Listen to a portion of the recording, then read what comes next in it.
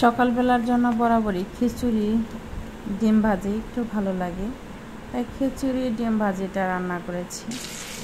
এখানে দুপুরের জন্য মাছ ভাজি করে রাখছি। এটা হচ্ছে সুরমা মাছ। এই মাছ ভাজিটা খেতে কিন্তু ভীষণ ভালো লাগে। এই মাছে অনেকটাই কাটা কম, তাই এই মাছটা আমরা বেশি খাই। আর এখানে সবচেয়ে বেশি পাওয়া যায় চিংড়ি মাছ। চিংড়ি মাছটা খেতেও ভালোই লাগে। এবার অনেক দিন পরে পুকুরের মাছ এখানে মাছ কিনে আনা হয়েছে। পুকুরের মাছ এখানে আসার পরে খুব খেতে ইচ্ছে করে না, খেতে একদমই ভালো লাগে না। আর বিশেষ করে কাঁটাযুক্ত মাছ আমি খেতে পারি না, তাই এখানে এই মাছটা একটু ভুনা করে নিচ্ছি। আপনাদের ভাইয়া অনেক দিন পরে খেতে চাইছে, তাই পুকুরের মাছ নিয়ে এসেছে। এই যে এখন আমি চিংড়ি মাছটা রান্না করব।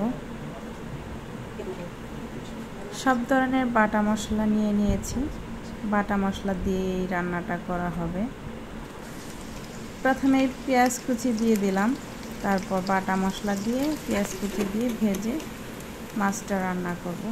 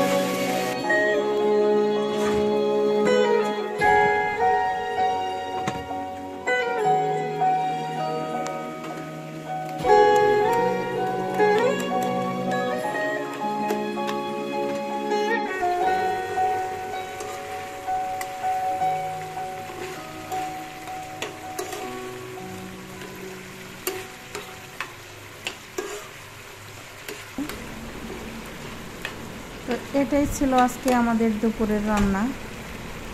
এই যে চিংড়ি মাছটা হয়ে গেছে, ভীষণ মজা হয়েছিল রান্নাটা।